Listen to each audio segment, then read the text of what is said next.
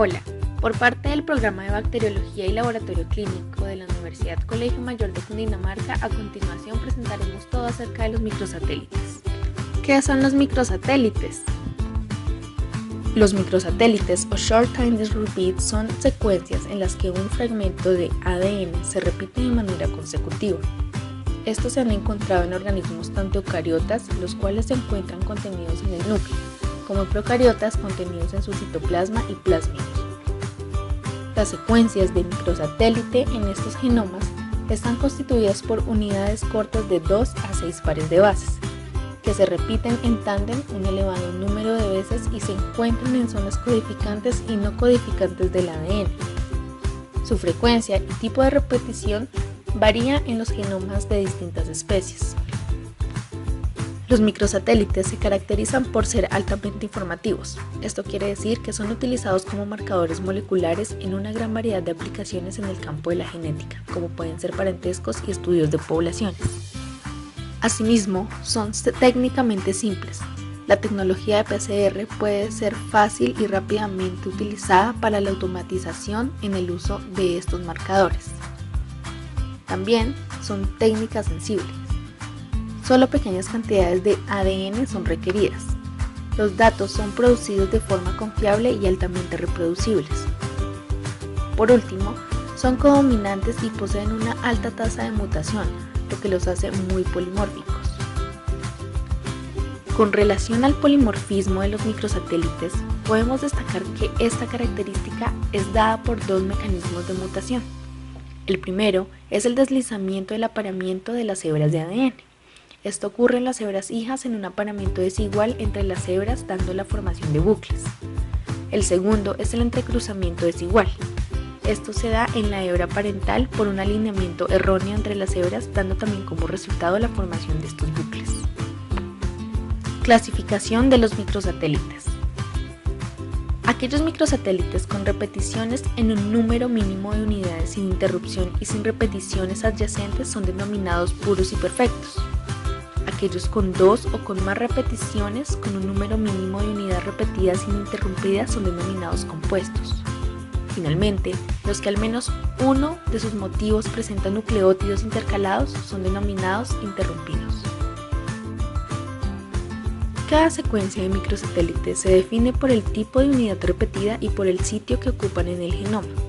Según el tipo de unidad repetida, podemos encontrar los mononucleótidos, los dinucleótidos, los trinucleótidos o los tetranucleótidos, aunque también es posible encontrar penta o hexanucleótidos. En cuanto a estas, podemos encontrar que en las repeticiones mononucleótidas y dinucleótidas tienen mayor tasa de mutación y sirven para detectar en los individuos diferencias entre las poblaciones y especies, lo cual los hace más específicos.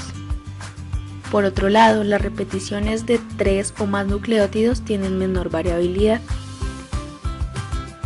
Por otro lado, se pueden reconocer dos grupos principales de ADN, las secuencias dispersas y las secuencias repetitivas en tándem. Dentro de las secuencias dispersas encontramos el grupo SANES y LANES.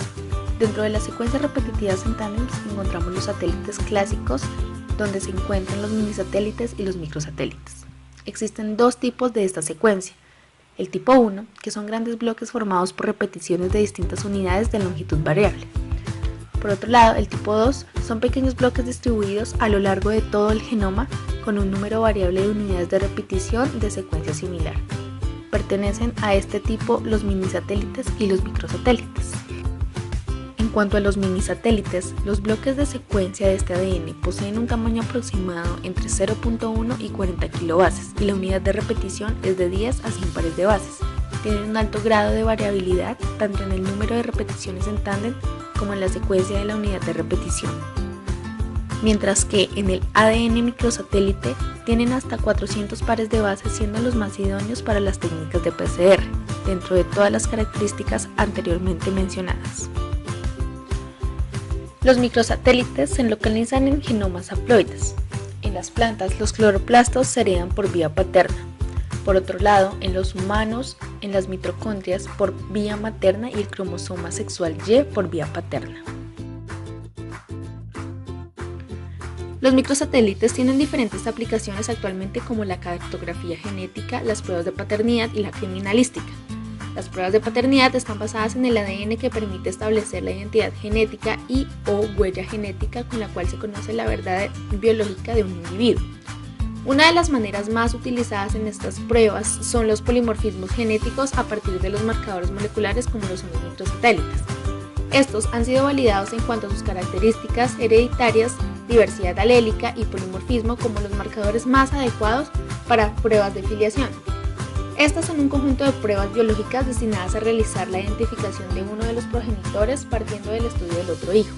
También sirven para establecer relaciones familiares y de paternidad en caso de delitos como la violación, el aborto, la identificación de restos humanos, entre otros. El principio de las pruebas de paternidad utilizando los marcadores moleculares consisten en la comparación del genotipo y fenotipo de la descendencia de los progenitores como principio mendeliano. Uno de los alelos que presentan un individuo provienen tanto del padre como de la madre. El elevado polimorfismo que presentan los microsatélites y la posibilidad de detectar ambos alelos los hace muy útiles para la identificación individual en humanos. Tales pruebas también pueden realizarse a través de pruebas serológicas o grupos sanguíneos. Asimismo, un análisis electroforético de polimorfismo de proteínas y enzimas sanguíneas. Más sin embargo, actualmente estas pruebas han sido muy sustituidas por el uso de microsatélites. Los microsatélites también pueden emplearse en investigación forense, ya que con muy poca cantidad de ADN se puede obtener un perfil genético adecuado. Esto permite la identificación de muestras que se encuentran en lugares del crimen, además de la generación de una base de datos con los perfiles genéticos de los delincuentes. En cuanto a la cartografía genética, otra aplicación de los microsatélites es la construcción de mapas de ligamiento más completos y detallados, así como la identificación de genes de interés. Todos los marcadores pueden ser utilizados para realizar mapas de ligamiento. La descendencia puede ser informativa si los progenitores son doble heterocigotos en los loci analizados.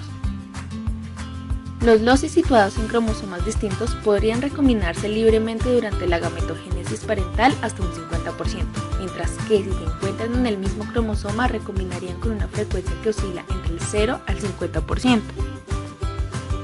De este modo, un mapa genético bien surtido de marcadores se convierte en una herramienta muy útil para identificar genes responsables de carácter. Teniendo en cuenta lo anterior, actualmente para el análisis de ADN se utiliza un nuevo método llamado STRS, que significa cortas repeticiones en tándem, que son secuencias cortas y repetitivas del ADN distribuidas a lo largo del genoma humano. Tales fragmentos son una fuente rica de marcadores heredables, mitad de la madre y mitad del padre. Son más cortos y soportan más degradaciones con el tiempo y no requieren grandes muestras de ADN, lo cual lo hace mucho más útil para investigaciones criminalísticas, así como su aplicación en pruebas de paternidad. A continuación se presentará un ejemplo. El ADN de una muestra, que puede ser cabello, uñas, material biológico, sangre o saliva en especial, se extrae y se purifica.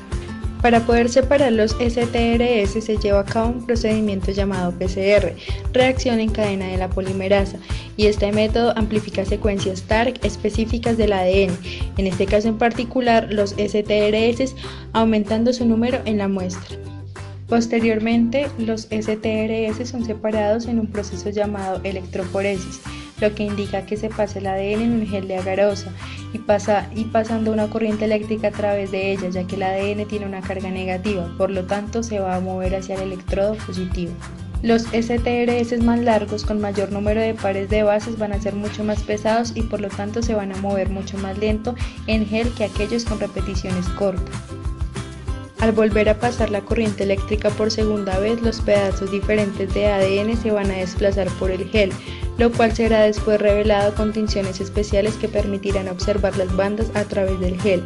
El patrón de estas bandas muestran la huella genética de una persona. En cuanto a la interpretación de resultados, después de obtener los perfiles en una prueba de ADN para determinar la paternidad entre un supuesto padre y un hijo en disputa, existen dos resultados posibles al comparar sus perfiles. Primero, que para al menos dos marcadores no exista ninguna coincidencia entre los alelos genotipos del supuesto padre e hijo, lo que se denomina exclusión y se descarta de inmediato la paternidad biológica.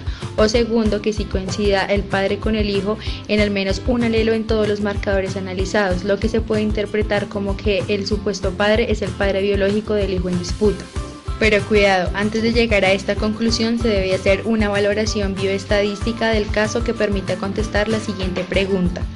¿Qué tan probable sería que el perfil de ADN de cualquier persona que no sea el padre biológico hubiera coincidido por azar o casualidad con el perfil de ADN del hijo en disputa? Para hacer esta valoración correctamente es necesario saber la frecuencia en la población de los alelos que concuerden entre el supuesto padre e hijo.